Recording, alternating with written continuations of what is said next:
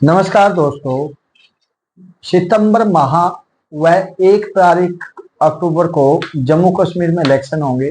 ठीक इसी तरह से हरियाणा में भी 1 अक्टूबर को इलेक्शन होगा, जिस बारे दोनों पार्टी कांग्रेस और बीजेपी ने अपनी अपनी तैयारी पूरी कर ली है और दोनों ने ही डायरेक्टली और इनडायरेक्टली अपना चुनाव प्रचार शुरू कर दिया है।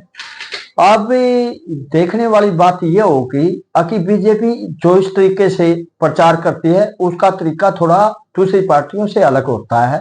वो प्रिंट मीडिया और सर्वे वगैरह के द्वारा भी अपनी हवा बढ़ाने की कोशिश करती है, जिसकी शुरुआत बीजेपी ने कर दी है।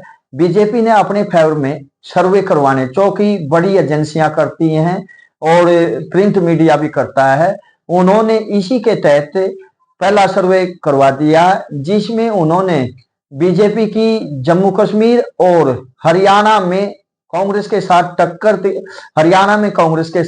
दिखाई है, जबकि जम्मू कश्मीर में अपनी पार्टी के फेवर में रुझान दिखाए हैं।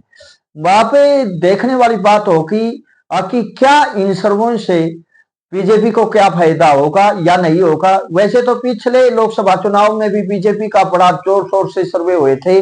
कोई सर्वे उसको 350 पार कर रहा था, कोई 400 के नजदीक दिखा रहा था, लेकिन एक्चुअल में बीजेपी का जब रिजल्ट आया तो वो 240 पर रह गई थी और जिसका बीजेपी को पूरा फायदा हुआ। अगर पिछले सर्वे में बीजेपी की बढ़त नहीं दिखाई होती तो शायद बीजेपी 200 सीट पूरे हिंदुस्तान में कवर ना करती, लेकिन इन सर्वों की बदौलत ही बीजेपी 240 पर पहुंच पाई है। लोग जब से वो सर्वे देखने शुरू किए हैं और पिछला रिजल्ट आया है, अब लोगों में ये आम चर्चा हो गई है कि सर्वे में बीजेपी कभी नहीं मार खाती, सर्वे अपने फेवर में दिखाती है।